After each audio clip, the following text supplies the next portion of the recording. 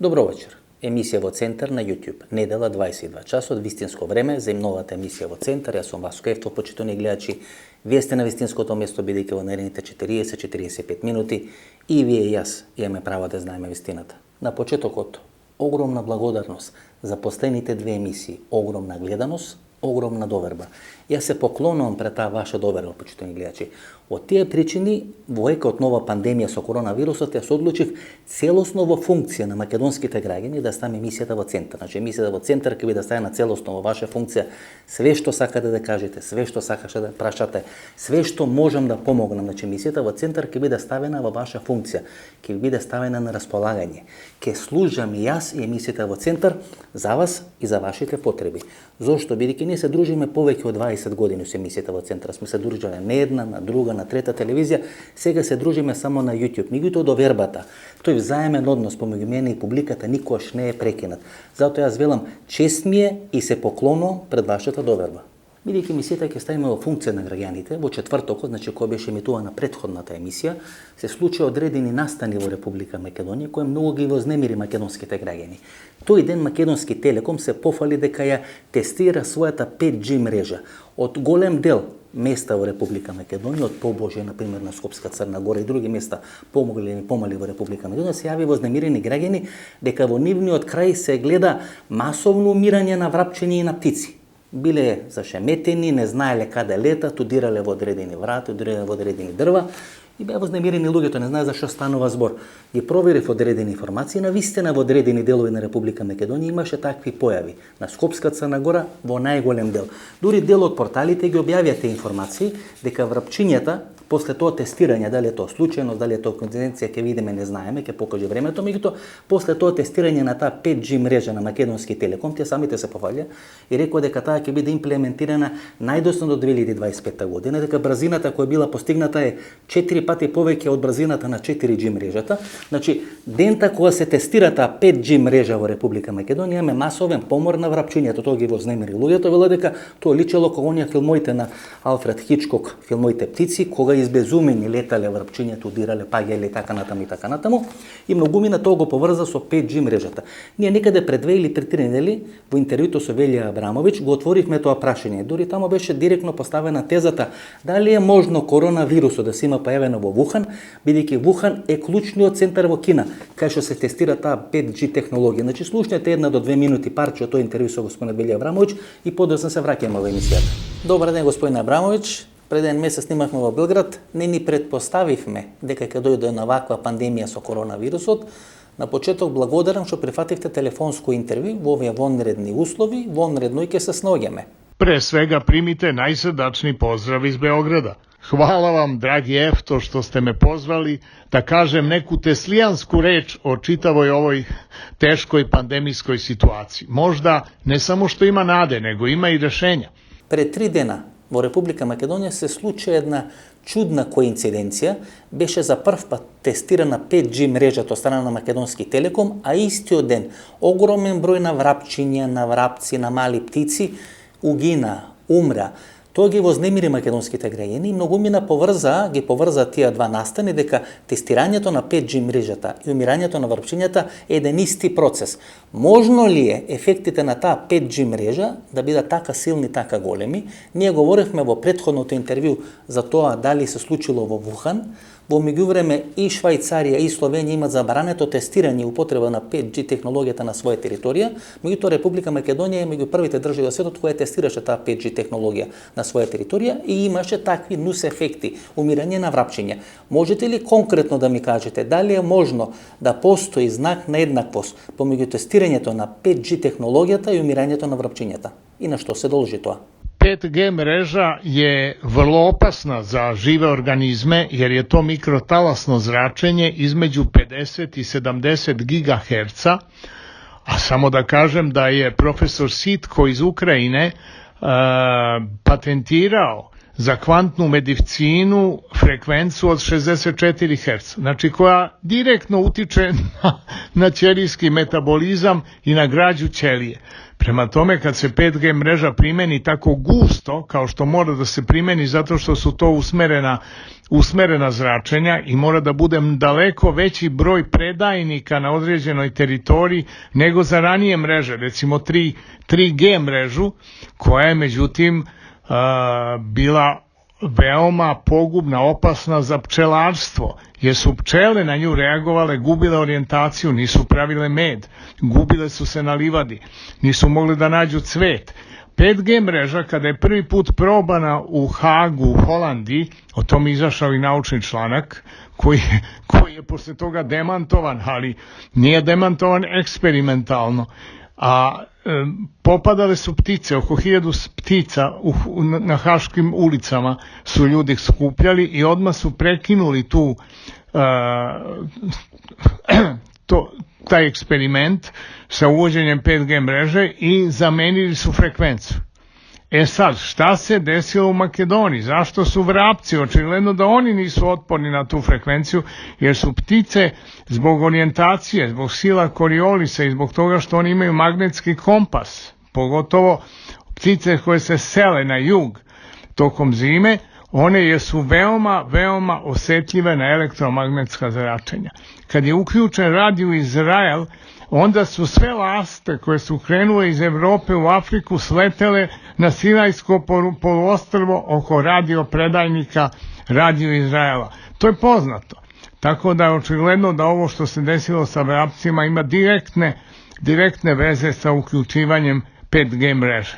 Бидејќи вие сте најдобар познавач на ликот и делото и на работата на Никола Тесла, според мене еден од најбрилјантните, ако не и најбрилјантен ум што го има дадено човештвото од своето постоење, и кога анализирате како Тесла се однесувал кој луѓето, дистанца од 1,5 до 2 метри, одел со ракавици, носел маски, дали Тесла беше само чудак или некаде пред 70, 80 и 100 години точно знаеше што може да се случи, точно знаеше што треба да се чува и од што треба да се плаши. И дали Тесла и неговото однесување де факто беше предходница на ово однесување кој сега целото човештво, целата земја, сите земји во светот се однесуваат како одреден лек или одбрана од коронавирусот. 1918. posle Prvog svetskog rata izbila je ogromna epidemija groznice, malarije, španske groznice, tako su je zvali jer je najviše žrtava bilo u Španiji i na španskom području se pojavila, gde je umrlo oko 50 miliona ljudi. Dakle, to je mnogo više odnelo žrtava nego Prvi svetski rat. Pa to treba ljudi da shvate da čovek ne može da pobeđuje prirodu, nego mora da je shvati. Virus je u stvari informacija prirode, nešto oni virusi hoće da nam kažu što mi kao nauka, kao civilizacija ne razumemo. Tesla, na primjer, Nikola Tesla, on je proglašen za čudaka i ekscentrika zato što nije se ni sa kim rukovao i tražio je da ljudi budu na distanci od 2 metra, zatim je u hotelu Waldorf Astoria sa 18 salveta i viskijem čistio escajk. Pa naravno, jer se bojao infekcije. Tada nije bilo ni antibiotika, ništa. Aleksandar Fleming je pronašao antibiotike tek 57. godine. Dakle, on je sam sebi konstruisao aparat, frekventni aparat koji je po ugledu na ovu kvantnu medicinu i Rajfovu medicinu, to je određena frekvenca struje koja imobiliše viruse, deaktivira viruse i sprečava deobu bakterija. I takođe i parazitima uništava parazite tako što uhvati opnu parazita u frekvenciju i rascepje, uništi je. I Tesla je u stvari sam sebe lečio, nikad nije ni išao kod lekara. Ali daleko od toga da je bio ekscentrik, pa on je bio čovek oprezan. Danas to što je radio tada Tesla, pa su ga svi gledali u čudu, radi cela Indija. To je sad nešto što se traži od 1,3 milijarde ljudi u Indiji i naravno 1 milijardu i više ljudi širom sveta. Вие говорите дека ќе биде измислена вакцина за коронавирусот и спомнувате таа вакцина да биде составена од можни кристали. И со помош на контрола на тие можни кристали, преку такви типови на вакцини да се контролира човекот, да се контролира неговото однесување. Возможно ли е тоа? До тоа ли ниво е стигната светската технологија, како резултати на наследството на Тесла, бидејќи вие сте најдобар познавач на делото и работењето на Тесла, дали е возможно преку такви вакцини со кристали да биде контролиран човековиот ум, човековиот мозок и човековиот однесување? Vrlo je zanimljivo ovo što se dešava u Italiji, gde je došla sada ruska vojska u jednu NATO zemlju da spasava Italijane zajedno sa Kinezima. Ja mislim, znate, Trump je stalno govorio o kineskom virusu, pa su ga Kinezi kritikovali i sad je prestao o tome da priča i da to tako naziva koronu, ali znate kako, došli su u stvari da vide kako se razvije epidemija, jer ako je zaista u pitanju biološki oblik rata, onda onaj ko pusti virus, on mora da ima lek za sebe.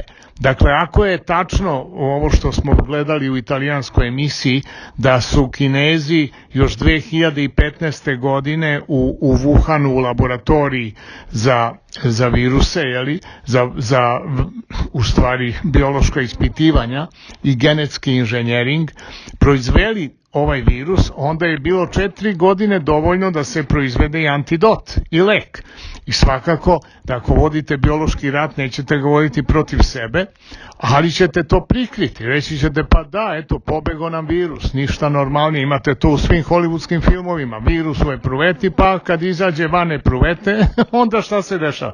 Tako da je to jedna jako, jako čudna situacija i govori se naravno o vakcini, i evidentno je da ova kriza straha, u stvari ova pojava paničnog straha u celom svetu pogoduje nekim masovnim vakcinisanjima, ali je pitanje zašto to u stvari, zašto se sve to radi. Dodatno je opasno ukoliko se zaista u vakcine protiv navodnog koronavirusa bude unosile tečno-kristalne strukture, zato što tečni kristal ma gde da je u organizmu, on reaguje na istu frekvenciju, na isti način. Tako recimo kada upalite određenu frekvenciju, ceo tečni kristal se oboji zeleno, crveno, tako reaguje, to se vidi golim okom. E sad, naš mozak je u stvari tečni kristal.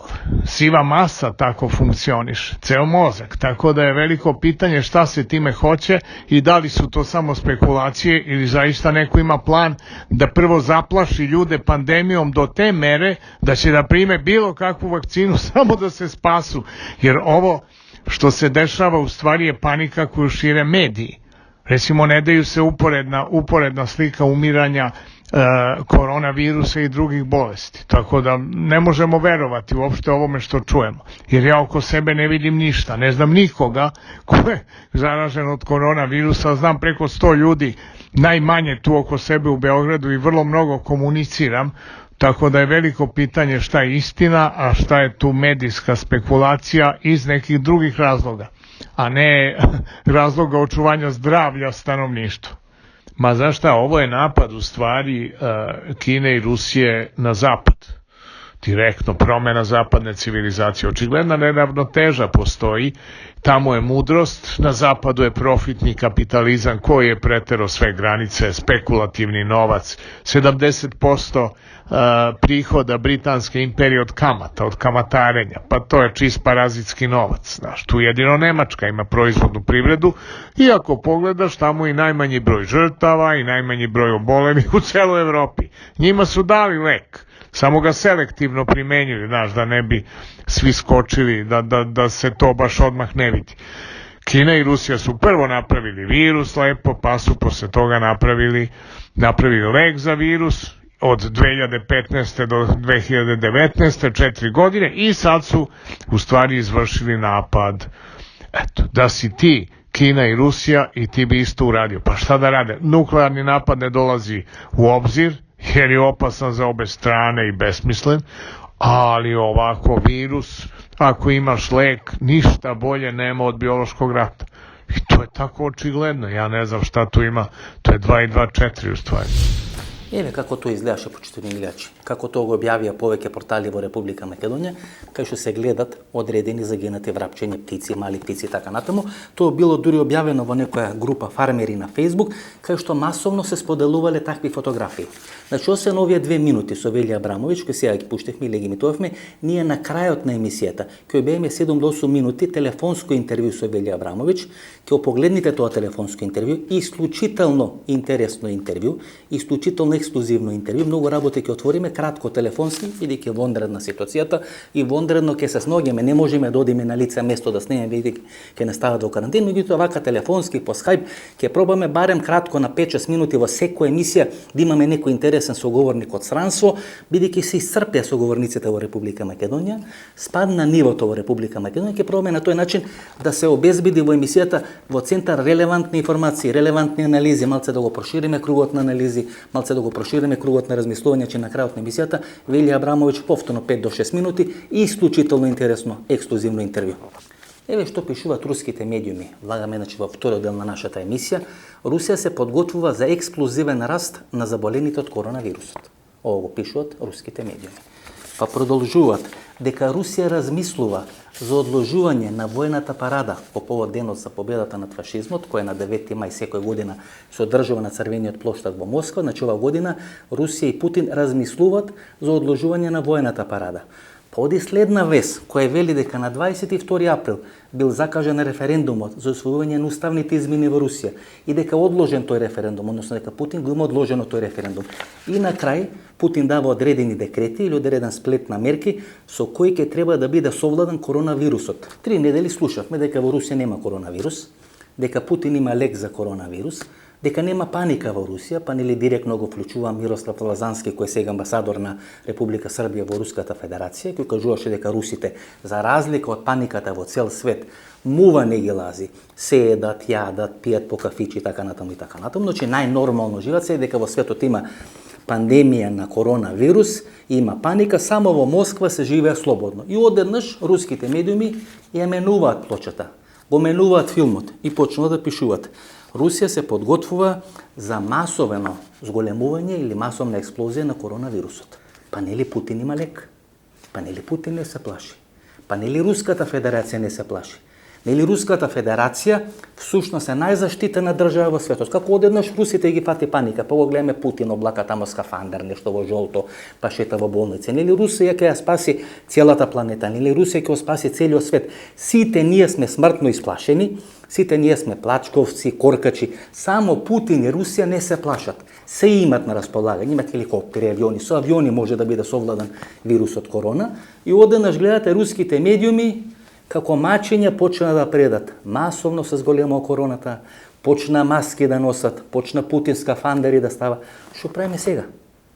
Нели ова е измислено? Нели ова е смислено во лаборатории? Нели е направено само колку да може да се смени светскиот поредок? Нели Русија го брани тој светски поредок? Нели Русија и Путин се на браникот на одбраната на слободата, на демократијата, на све во светот? Како одедна сега, не само Велика Британија, што е заразен премиерот, не само луѓе од кабинетот на Трамп, не само Ангела Меркел, туку и самиот Путин, односно луѓе од кабинетот на Путин се заразени од коронавирусот. Како одеднаш Русија нема лекови? Нели се предаваше кинин во Русија? Нели некој греф тамо во Москва одвиткуваше, одведен упасо и не кажуваше дека еве 2019 година бил откриен лекот за лекување на коронавирусот. Одеднаш Путин во скафандер. Одеднаш руските медиуми јавуваат за паника, одеднаш во руските или по руските улици нема луѓе, одеднаш 2 недели се дава годишен одмор и Русија станува земја која поставува или почнува да восприма одредени мерки за сузбивање на коронавирусот слични на карантин. Видите, почитувани гледачи, секоја лага, секоја таква мистика која се прави има краток рок на траење. Значи сите тие луѓе кои се прават херои, кои развиваат такви приказни на мачо мен, одредена филозофија на делување, на крај се соочуваат со реалноста. Реалноста е дека тој вирус е реално опасен вирус, дека тој вирус брзо се шири, дека тој вирус не познава граници. Сега е во Кина, па во Италија, па во Македонија, па доаѓа во Русија. Повеќе од 800.000 заболени има во Русија. Наистина нема помалку него што има во Соединетите американски држави, ако тоа им прави кеф на русите, меѓутоа и русите ги зафати на некој начин паника како што ги зафати седека во светот. На сите им е мил животот. Секој забори за својот живот. Затоа немојте да паѓате на таква пропаганда. Дека еве цел свет ќе биде уништен од коронавирусот, само Москва и Путин ќе се спасат. Не, нема да се спасат. Ако дојде да тропне на врата коронавирусот, секдека во светот ќе тропне на врата и на Путин и на Руската Федерација. Тоа сакав да го кажам на почетокот на оваа емисија. Да не испадне дека само го критикувам и го напаѓам Путин, напротив, Руската Федерација и Путин ми се многу симпатични. Дел од политиката што ја водат ми се допаѓа на вистина. Например, во тој сплет на мерки кои Путин и руската влада ги усвоија, а Путин ги соопшти во директното телефонско обраќање до руската јавност, има одредена мерка која мене исклучително ми се допаѓа. Таа мерка ќе ја цитирам, која вели дека ако се случи смрт на една или на повеќе личности, односно особи, која е предизвикана поради намерно кршење на санитарните и епидемиолошките мерки, тоа ќе биде класифицирано како тероризам, хулиганизам и чимна саботажа. Значи, ако се случи смрт на една или на повеќе личности, и ако тоа биде предизвикано со намерно кршење на одредени санитарни мерки кои се пропишени во Руската Федерација, тој што ги крши тие мерки ќе биде осуден како чин на тероризам. Знаете, тука си опоставам прашањето. Што правиме со овие што скија на Копалник? Што правиме со овие што скија на Банско? Што правиме со овие што скија во Италија? Што правиме со докторката Цаца? Тие знае дека се заразени, докторката Цаца знаеше дека е заразена. Овие отидаа да скијат од кога веќе беше прогласена пандемија на вирусот корона. Што правиме со нив? Шетаа низ Македонија. Ко црн петко не го ширеа вирусот. Тоа е тероризам. Нив ќе ги третираме како тероризам. Не го загрожува животот, нормалното економско функционирање, нормалното функционирање на Република Македонија. Што да правиме со тие луѓе? Министре, што ќе правиме со докторката Цаца? Суспендирана е, доаѓа на работа, поднесена ли е кривична пријава, ќе биде ли исклучена од лекарската комора? Може ли таа жена, која покажа такво несовесно однесување и понатаму да ја полага или да ја спроведе Хипокритовата заклетва? Можно ли е понатаму да биде доктор? Ќе биде ли санкционирана? Што правиме сите ние, кои сме загрозени од нивното однесување? Имаат пари и одат на скење во Банско. Имаат пари и одат на скење во Копалник. Имаат пари и одат на скење во тие монденски места во Швајцарија, во Италија или во Австрија. И ни го носат ко мортадела вирусот корона тука во Република Македонија. Ни го сервират како за Нова година Дедо Мрашо ни носи поклони. Тие се терористи или не се терористи? Ке им ги криеме имињата? Ке ги заштитуваме? Ке ни умират луѓе поради нивната глупост и несовесност? Што прави министре? И министерот Ќулев, Наке Ќулев, и министерот Венко Филипче. Премиерот на владата. Што правиме со тие луѓе? Ке ги оставиме и понатамо да не загрозуваат? Ке бегаат од стационар? Ке бегаат од карантин? Ке дивеат по Република Македонија? Што со тие луѓе? Ке ги санкционираме или ке ги толерираме? Тоа е клучното прашање. Ова мерка на Путин ми се допаѓа. Не сум ја за такви драстични мерки. Јас сум по природа миролюбив човек. Меѓутоа во вакво време, знаете, никој нема право да си игра со здравието на луѓето. Никој нема право да си игра со вашето или со моето здравје.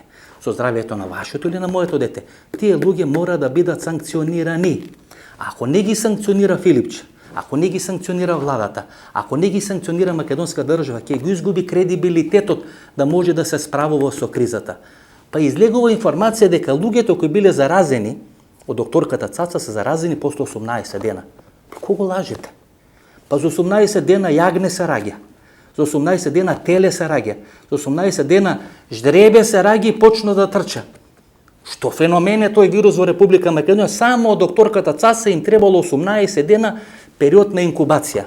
Ке ја штитите? Пак ќе го ставате то по тепих? Било од вашата партија? Било од СДСМ? Не. Нема тука ВМРО СДСМ. Има да ги санкционирате. Има ко попчине да ги санкционирате. А не онија нестрехен брачен пар кои скиеле во Австрија, па сега од инфективна нешто на Фейсбук пишуваат, па нешто ќе собираат донации, па кебење ќе давале, па таму не биле добри условите. Ама не ве треба да се покриете со пешкири да не зборите. Треба да излезете понизно ко зум буљага да се извините на македонската јавност. Да ги донесовте животите во опасност. Не се грижете ни за вашите, ни за нашите животи, а и за вашите играјте си руски рулет, мегајле, меѓутоа немојте да ги ставате во загроза нашите животи. Тие луѓе треба да бидат санкционирани. Не само санкционирани, те треба да бидат жигосани од македонската јавност. Треба точно да знаеме кои се тие луѓе, по име и по презиме, за да можат судот на јавноста да го осетат на своја кожа. И следниот пат, кога во услови на пандемија, не де Боже, ќе им падне на памет да си го шетат газот во Банско, во Копаоник, во Италија, во Австрија, на разни семинари, скењи и така натаму, на 8 мартови, да размислат 2 или 3 пати дали тоа ќе оправат. Го донесо коронавирусот. Знаете, коронавирусот нас не ни падна од Господ. Коронавирусот не се создаде тука во Република Македонија. Не дојдоа кинези нас да ни го донесат коронавирусот, не го донесо македонци кои дојдоа од Италија. Што правиме со тие македонци? Тие 10-15 години живеат на граница, знаете. Тие не се ни во Македонија, не се во Италија. Тие не живеат на црно, ни на бело, ни во Македонија, ни во Италија. Тие живеат во некоја сива зона. Живеат во сива зона во Италија, живеат во сива зона во Република Македонија. Да, тие се наши луѓе, не тие луѓе ги сакаме. Меѓутоа тие луѓе ни прават сега реална штета. Не почитуваат стационар, не се пријавуваат, не се самоизолираат. Одите во Источна Македонија да ги видите. Се едат, пијат пиво и раскажуваат приказни. Еве, тие се спасиле од вирусот. А колку луѓе ќе бидат заразени од тоа што тие се спасиле? Мислите ќе им дојди памет, повтор пат го поставам тоа прашање. Мислите ќе речат извини? И што ако речат извини? И што ние еме тоа дневно извини? Дојдоа во Република Македонија, не се пријавија на граница, не пријавија симптоми на граница, си остана 1-2 дена дома и не ги сега шетат по крчмите, по кафаните, по биртиите, по продавниците, седат пред кооперации во Источна Македонија и кажуваат гачки. Што со тие луѓе, почитувани гледачи? Ова држава не е село без кучиња, не е ничија земја кај што може секој да влага и да излага како сака, без разлика што има македонско државенство. Мора да има правилно однесување. Се сеќавате кога Киро Глигоров 99 година рече дека треба да биде направен коридор и косовските бегалци од Косово да се префрлат во Република Албанија, го качува на Куцо Магаре. Ние требаше да направиме коридор и тие луѓе директно од граница да ги однесеме во Криволак или на некое друго место кај што ќе биде одредена локацијата за карантин. Нема тука милост, нема тука демократија, нема тука го знам началникот на полициската станица. Како ќе дојдете на граница, така треба да спроведат во карантин. Нема тука вие да изволевате ви се допаѓа или не ви се допаѓа. Не ова годишен одмор па ќе одбирате дали ќе спиете во Хајат или ќе спиете, не знам, во некој друг ексклузивен елитен хотел. Овде треба да се почитува државата и незините правила. Овие луѓе не ги почитуваат правилата, не се грижат за себе, не се грижат за нас. А и за себе може би и се грижат, знаете. Меѓутоа за нас и за државата не се грижат. Тие луѓе треба да бидат санкционирани, тие луѓе треба да бидат санкционирани, знаете. Не може тие луѓе да прават све на своја рака. На своја рака да прават ходат во Италија, подат на црно, на своја рака да се враќаат во Република Македонија. Што ќе им падне на памет, тоа да прават. Ги прешоте на граница, дали се добри, дали се оке, викат нема никаков проблем. Да се пријавите нешто, нема никаков проблем. Знаете како во албански села, кога ќе биде убија некој во тие некои нарко пресметки, таму испукале 500-600 куршуми, одат друг еден телевизијски екипи, ги прашаат луѓето, слушнавте нешто? Не, вала, знаеш, ништо, не сум слушнал, не сум ја од овде, а таму крш направено, прозори, врати, стакла, све е скршено, никој ништо нема слушнал. Така се однесот овие наши што доаѓаат од Италија. Ништо они не знаат, нема пандемија во Италија, не загинале 7-8 илјади луѓе во Италија, они си дошле во Република Македонија. Зошто? Бидејќи во Италија им било опасно. Што ќе правиме? Сакаме во Република Македонија. Што ќе правиме во Република Македонија? Малце така ќе одмориме. Ќе излеземе, ќе се видиме со пријатели, ќе спиеме кафе, ќе спиеме пиво. Добро, ќе заразиме 200-300 луѓе, ама тоа не е битно, ќе помини, така тој вирус лесно поминува. Такво неодговорно однесување мора да биде санкционирано. Не дека ние ги мрзиме овие луѓе. Знаете, јас сум со потекло од Беломорска Македонија. Ние знаеме што значи да се почнува од нула, што значи да се почне од почеток. Овие луѓе имаат тежок живот. Јас знам дека маката ги има натерано да земат бугарски пасоши. Знам дека маката ги има натерано да работат во Италија. Меѓутоа тоа не е оправдување. Ние не можеме кој држава постојано да почнуваме од нула. Бидејќи следниот пат, кога ќе треба да почнеме од нула, ќе биде многу скапа цената. Ќе нема кој да почне од нула, почне гледачи. Ако ние не се ши, знаете, можат во Италија да умрат 10, 15, 20, 30 илјади луѓе, можат во Америка 200-300 илјади луѓе да умрат. Меѓутоа ние немаме критична маса, ние немаме потенцијал. Ако нас не умрат луѓе, ако нас не се заразат луѓе, ние го губиме потенцијалот, ние сме мала држава, имаме многу мал капацитет. И ако тој капацитет дополнително го уништиме, ќе нема кој да ја крева Македонија кога ќе заврши целата ова пандемија, паника со коронавирусот. Тоа е оно што сакам да го кажам. Тие луѓе за кои говорам изминатите неколку минути, а и говорам изминатите 2 емисии, се луѓе кои се незадоволни од све. Сите им сме им виновни. Јас сум им виновен бидејќи кажам работи за бугарските пасоши. Државата им е виновна бидејќи не им нашла работа. владата или политичките партии им се виновни бидејќи го сменале името. Значи сите се виновни на овој свет, вклучително во Република Македонија, само тие не се виновни. Само тие се безгрешни. Знаете, кога ќе развиете едно такво чувство дека сте безгрешни, а сите други ви се виновни, вие создавате алиби дека може да правите што сакате, дека не важат законите за вас, дека ништо не важи за вас, дека вас ви е све дозволено. Не ви е вас све дозволено колку што не ми е ни мене. Знаете, јас постојано повторувам една работа, дека ние имаме две мајки. Едната која нема родено и втората е Република Македонија. Втората мајка нас ни е Република Македонија. Ако ние не се грижиме за нашите две мајки, немаме за кого да се грижиме. Ако не научиме да се грижиме за нашите мајки, како ќе се грижиме за нашите деца, како нив ќе ги научиме да се грижат за нивните деца. Тоа е клучно. И ние треба да се бориме за тие две наши мајки. Знаете, ако вака, ко со короната се боревме и за името, ние можеби ќе го спасевме името. Затоа јас имав некаде пред 2 или пред 3 недели едно интервју со Игор Јанев. Со него разговаравме на тема како да се спаси, како да си го вратиме името. Не е моментот сега да се пушта таа емисија или тоа интервју, бидејќи вие сте преокупирани со овој коронавирус. Меѓутоа 1 до 2 минути можеме да пуштиме оваа емисија да видите дека знаете и кога е све изгубено, и кога мислите дека нема шанси, сепак постојат шанси. Тоа нека ви служи како оптимизам. Никогаш да не се предавате. И кога ви изгледа дека е све изгубено, повторно постоја шанси. Можеби нема да го вратим името, но знаете, ќе биде срамота ако не се обидиме. Ќе биде срамота ако не се обидиме да вратиме нешто, да ја подобриме ситуацијата. Затоа 1 до 2 минути од тој интервју со господин Игор Јанев на тема како можеме да се го вратиме името. Кога ќе помини целата ова пандемија, паника со коронавирусот, некој името целото ова интервју, одлично интервју, сега само 1 до 2 минути. Професоре, ќе се обидеме да го отвориме целиот тој пакет околу Преспанскиот договор, сите варијанти, можности, што можеме да направиме, што не можеме да направиме, кај сме заглавени и така натаму. Значи целиот тој алгоритам, бидејќи ова е као некоја математичка формула, што све може да се направи. Ајде за почеток се појави одредена теза дека Преспанскиот договор сам по себе е ништовен договор. Дали Преспанскиот договор, односно договорот помеѓу Македонија и Грција е ништовен договор? Вака, значи, во природно-правна смисла се работи за еден ништовен договор, генерално земејќи, меѓутоа ние имаме факт дека тој е депониран во Секретаријатот на Обединетите нации, значи во регистарот на Обединетите нации, и тоа лично е депонирано од господин Нимиц, и потоа, според член 102 од повелбата, тој стапи на сила. Значи, ние имаме еден договор што е основан на нашето име Северна Македонија во Обединетите нации. Паралелно, значи, со депонирање, влада на Македонија испрати дополнителна нота во која се бара сите земји членки на Обединетите нации и самата организација на Обединетите нации да почну да применува Северна Македонија, значи како државната име. Професоре, според тој член 102, со самиот факт дека е депониран во архивата на Обединетите нации, тој договор не може да биде ништовен. Не е ништовен, да, во таа смисла не е ништовен. Туку е функционален. Тој е функционален и тој е единствен, да кажем, основен документ за нашето ново име Република Северна Македонија во Обединетите нации.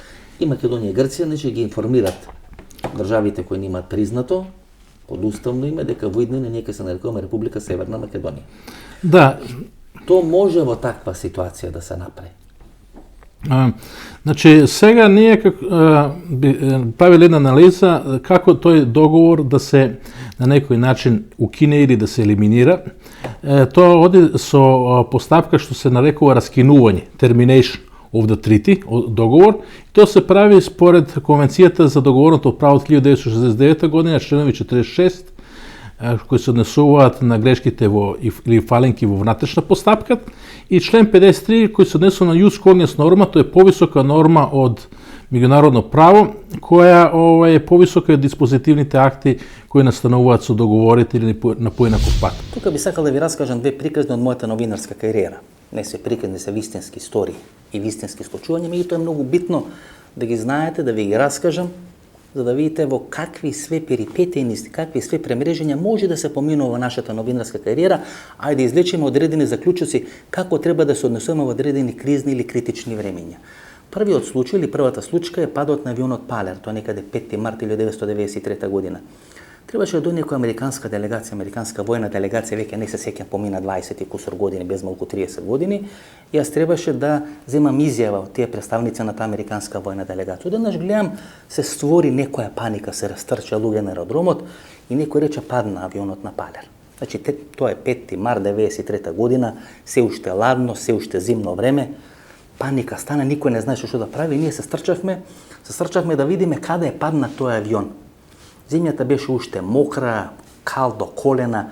Како се приближувавме до авионот, тамо разлетани пари, куфери, раце, луѓе и така натаму и така натаму. Знаете, во тој момент вие се мобилизирате. Не размислувате на тие работи. Сте мобилизиран, адреналинот ви фрчи. Не се плашите, не чувствувате некоја непријатност.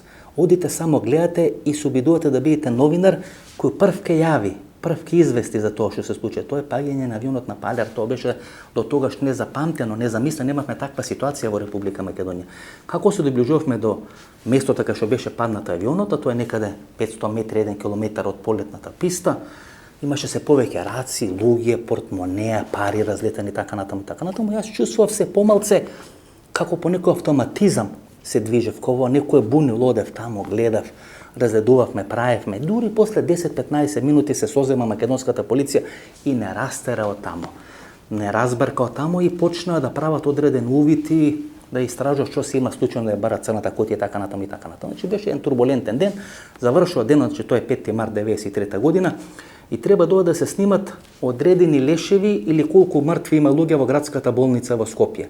Никој не сакаше да оди, се пријави доброволец, тоа беше некаде околу 20 часот, 21 часот вечерта, значи на 5 март 1993 година, се качевме први спрат, мислам беше на градската болница, и тамо наредени на 20 или 25 мртви тела, јагленисани тела, знаете, со бело покрени, тамо вие поминувате, ги гледате, без малку ништо не чувствувате, како робот се движите, имате автоматизирани покрети, дури после 1 месец или 2 почнаа да се јаваат одредени нелагоди, не ви се лета со авион. Меѓутоа во моментот кога се случува таа работа, природно е да се мобилизирате.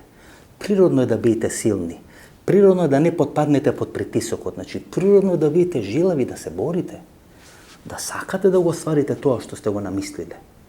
Тоа е човечка карактеристика. Почитувани гледачи, тоа сакам да ви го кажам. Не смеете сега да паѓате со духот. Значи, вие треба сега да се борите, треба сега да мобилизирате све од себе. Па заре вирусот поопасен од падот на авионот на Палер? Заре вирусот поопасен од канцер? Заре вирусот поопасен од било што друго? Сега ли ке најте да паднете со духот? Се треба да се мобилизирате. Треба да се мобилизирате ово да го издржите. Ке дојат подобри времења. Повторно ке грее, ке заоѓе, ке изгрева сонцето во Република Македонија. Тоа треба да го направите. Тоа е едната приказна која сакам да ви раскажам, да ви кажам дека и во такви моменти човекот е многу посилен од тоа што може да се предпостави. Значи, вие сте многу посилни од тоа што може да предпоставите. Немојте да се чувствувате слаби. Немојте со страв да чекате некој да ви тропне на врата, дали е тоа коронавирусот или некој да ве тестира. Треба да бидете силни во овој момент, да покажете сила, да се грижите за себе и да се грижите за ваша фамилија. Па и да фатите коронавирус, се лечи од тоа. Толку луѓе се излекува.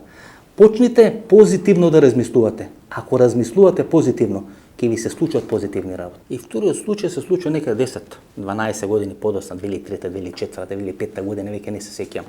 Тој интервју со Арбен Џафери. Арбен Џафери е се уште лидер на ДП, меѓутоа веќе го има совладано болеста. Едва и се движи, тешко говори, се треси. Дали имаше некоја тешка болест или имаше Паркинс, веќе не е битно, него ни прашав, ја го бев исклучително блиски. И јас снимам во седиштето на ДП, а тоа во центарот на Тетово, интервју со Арбен Џафери. Поставам прво, поставам второ прашање, едва и говори човекот и веќе на третото прашање се блокирам. Не можам да поставам прашање, прв пат ми се случува тоа во мојата новинарска кариера, прв и последен пат, 20-30 секунди, мене тоа ми изгледаше како вечност, јас не можам да поставам прашање. Како да се соживеав со слабоста на Арбен Џафери. Како да не можев на слаб противник да му поставам незгодни прашања. Значи, прв пат ми се има тоа случено во мојата кариера и последен пат би било. 30 секунди трае таа тишина, ми вика Арбен Џафери, а прашање ке има ли? И јас на некој начин се соземам и му велам, господине Тачи, што вие мислите за тоа и за тоа? Значи, заборам со кого разговарам.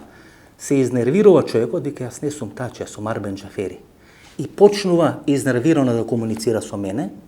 Тоа мене ме освестува, ме го јакне адреналинот и повторно сум оној Васко Ефтов, како што со во интервјуата почнувам да поставам незгодни прашања. Гледате, кога се соочиме со слаб противник или кога ќе си замислиме дека ние можеме да бидеме во неговата улога, да бидеме на неговото место, да бидеме слаби, дека и нас тоа може да ни се случи. Кога гледате сега на телевизија оние болни во Италија, како лежат на респиратори, на инфузии, во интензивна нега, вие во моментот станувате слаби. Станувајќи слаби, вие сте многу подложни на тој вирус, сте многу подложни на разни болести, па повеќе ќе умрете од срцеви заболувања, од инфаркти, отколку што од вирусот корона, бидејќи се плашите. Знаете, овие два примери ви ги кажав за да сватите дека треба да се мобилизирате, дека ние не сме дека на Марс, дека не сме на Венера. Ние сме во Република Македонија. Каков да е нашиот здравствен систем постои. Каков да е нашиот имунолошкиот систем постои. Ние не сме село без кучење, не може вирусот да дојде и да ни влези без да праша. Ке се бориме. Што ако се предадите? Некој ќе ви каже фала. Не, има да се бориме. Има да се бориме до последно. Доека можеме, ке се бориме. И ке победиме. Клучно е да останеме здрави и живи и ке направиме све за да останеме здрави и живи. Тоа се двете приказни кои сакам да ви ги раскажам. Некои ќе речат мотивацијски се обидувам да влијам врз вас. Не. Јас само се обидувам искрено да ви кажам, ништо све поминува човек во својата кариера. Многу од вас поминале веројатно низ многу потешки моменти од тоа што јас сега ви ги раскажам. Јас само сакам да ви кажам да се потсетите на моменти во вашиот живот кога сте се чувствувале горди од тоа што го правите, кога сте се чувствувале храбри од тоа што го правите.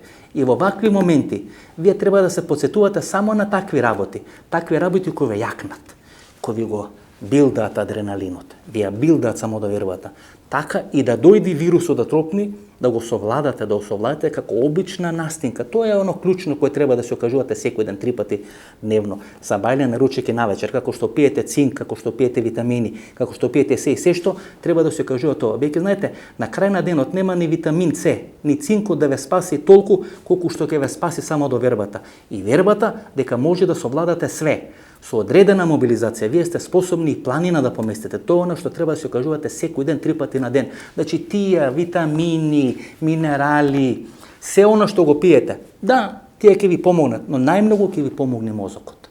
Тоа е вашиот главен инструмент. Тоа е вашата главна алатка. Тоа е вашето главно оружје. Вие немате само ходки, не може со хеликоптер да се совлада вирусот, со мозок ќе се совлада. Ќе размислувате, ќе се пазите и ќе се борите. Тоа е клучно. Пред неколку дена, мислам дека беше вторникот на Fox Movie, го гледа филмот Кум 1, кај што Марлон Брандо му кажува на Ал Пачино, значи таткото му кажува на синот, дали ги провери сите телефонски линии или сите телефонски повици. И ја кажува клучната реченица, треба да бидеш внимателен. Внимателноста не е слабост, внимателноста е интелигенција.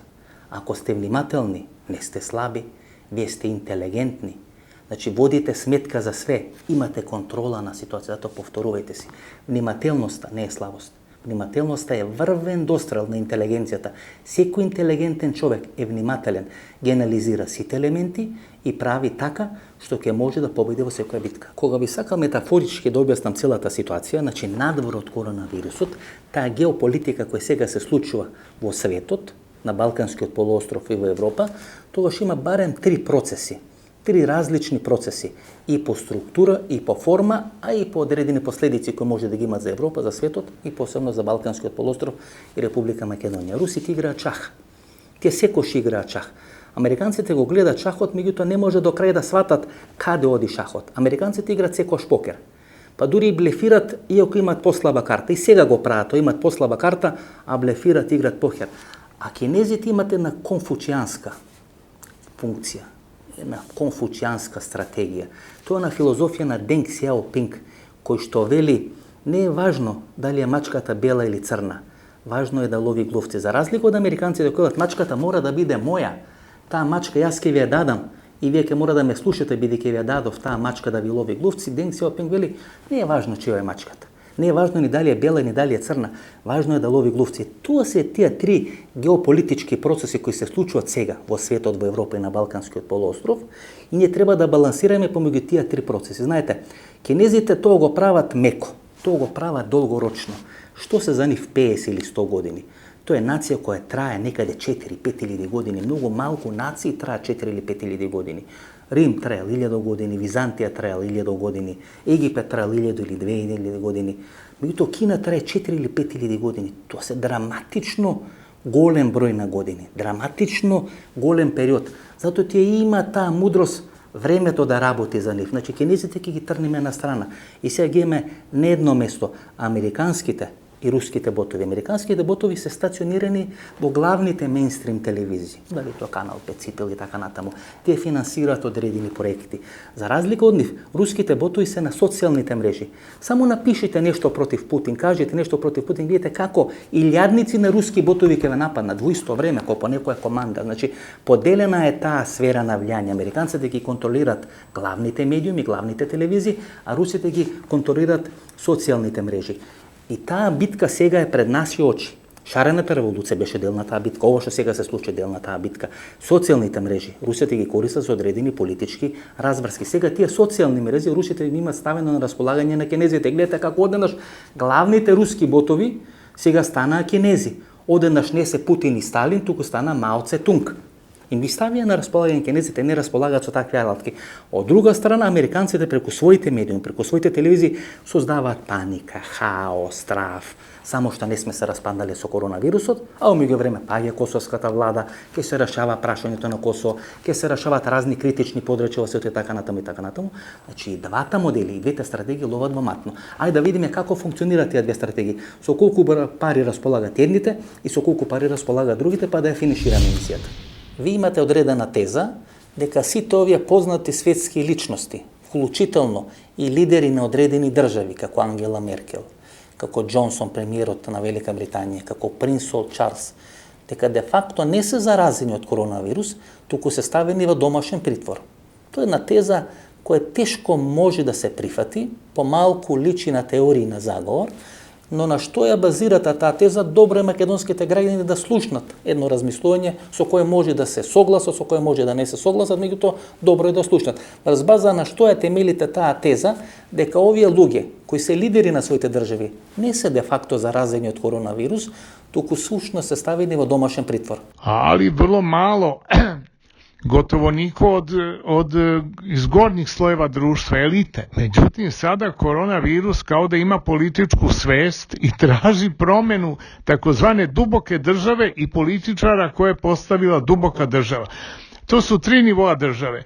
Imamo duboku državu, to su milijarderi, bogataši, onda imamo dublju državu, to su religije, crkve i obaveštajne službe. I imamo najdublju državu, to je vojno-ezoterijska struktura Rusije, Amerike i Kine.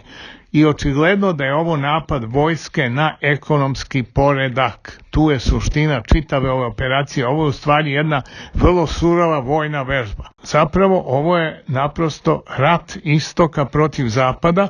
Ne može naravno da se to desi na neki drugi način, jer je bila katastrofa, ali nevidljivi virusi, Rusi, Prusi i virusi. Rusi su počeli svetsku revoluciju još u oktobarskoj revoluciji 1917. To je krenulo. Pa onda Prusi, oni prvi i drugi svetski rat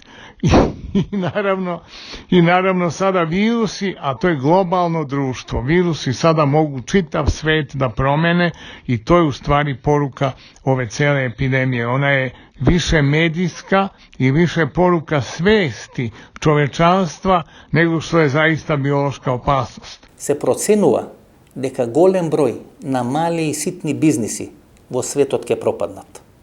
Дека тоа ќе биде растур систем во тој сегмент на економското живење, дека ќе останат 7-8 крупни компании од типот на Амазон, од типот на Бил Гейтс, кои ќе работат, кои ќе произведат и ќе продават се и се што, дека светот ќе биде корпоратизиран и дека де факто клучниот удар на коронавирусот нема да биде врз здравјето на луѓето, туку врз формирање на еден нов економски светски модел. Тоа што се говореше во Давос некаде пред 2 месеци.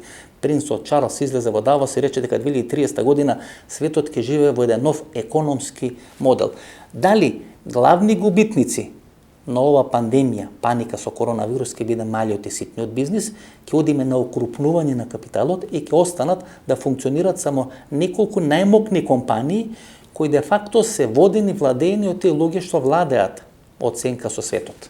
Juče je američka vojska preuzela federalne rezerve i to je u skladu sa rusko-američkom vojnom saradnjom, jer još od 1911. do 1913. ruski kapital Romanova prebacivani u Ameriku i sa tim kapitalom su oko 50% osnovane federalne rezerve. Tako da je iz tog kapitala zajedničkog je finansirana i oktobarska revolucija. Trump je juče preuzeo federalne rezerve i na taj način uradio ono što Kennedy nije mogao. Kennedy je naime 2 meseca pre atentata da kažem, hteo da štampa novac sa svojim likom i već su bili urađeni klišeji u Fort Knoxu za štampanje dolara sa Kennedyjevim likom, jer je hteo da štampa novac nezavisno od federalnih rezervi, novac američke vlade, dakle kojima bi direktno finansirao privredu. Međutim, posle atentata to je naravno obustavljeno, a sada je Trump preuzeo tu ulogu, jer u stvari ima 25 miliona Rusa u Americi i njihov i uticaj ogroman. Recimo 51,3% vojno-industrijskog kompleksa jeste u vlasništvu ruskih građana u Americi.